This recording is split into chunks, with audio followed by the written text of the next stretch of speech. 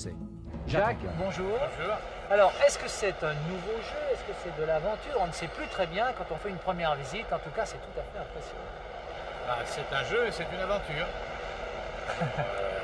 Il y a, Un jeu qui se déroule ici, ça devient une aventure. il y a combien de temps que vous travaillez sur ce projet de Fort Boyard? 2 ans, 2 ans. oui. Et la première fois que vous avez mis le pied à Fort Boyard, il y a combien de temps? Il y a une dizaine d'années, quand on a fait le pilote de la chasse au trésor.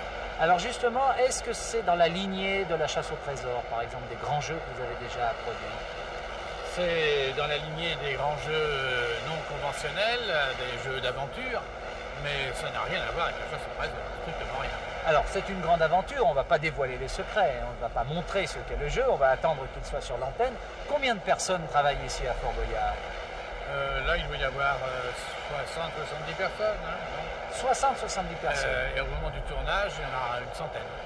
Une centaine de personnes. Alors, dans quelques jours, ce sera la première de cette fabuleuse émission. On peut dire que c'est une première mondiale, quasiment. Ah oui, oui, vous pouvez le dire. Oui. Jamais on a mis autant de moyens. Jamais on a mis autant de moyens, jamais on a fait quelque chose d'aussi sophistiqué. Enfin, c'est difficile. Généralement, la télévision, c'est du décor.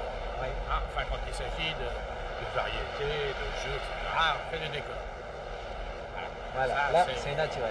naturel. Et alors, on fait aussi de la télévision, bien sûr.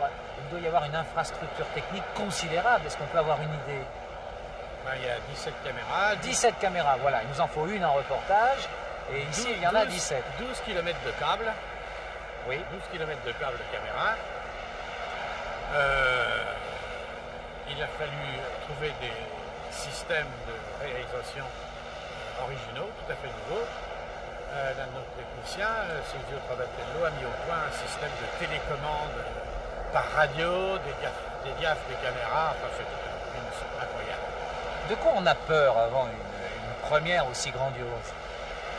De tout, notamment d'avoir oublié le sel, quoi. C'est comme quand on fait la cuisine et qu'on oublie le sel, vous voyez. Bon. On a peur d'avoir oublié je ne sais pas ce qu'on va oublier, mais on va sûrement oublier quelque chose au dernier moment qui sera une catastrophe. Et il faudra à toute vitesse retourner à la côte pour chercher la petite chose qu'on a oubliée.